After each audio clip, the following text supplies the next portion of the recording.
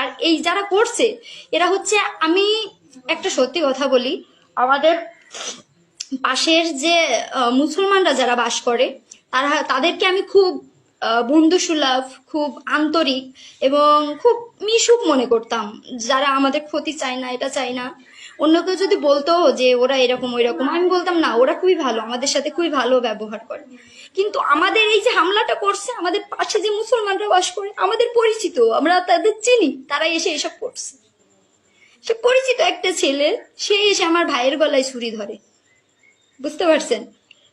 তাহলে বলুন যে এই যে যাদের আমরা চিনি এরাই করে যাচ্ছে এই অবস্থা, তাও আমাদের পাড়ার লোক, আমাদের এলাকার লোক।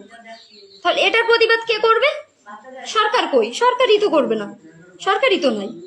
তাহলে এটার প্রতিবাদ কে করবে? আপনারা একটু বলুন তো, এটার প্রতিবাদ করার মতো কি? আর মন্দিরের কি অবস্থা করছে আপনি একটু দেখুন।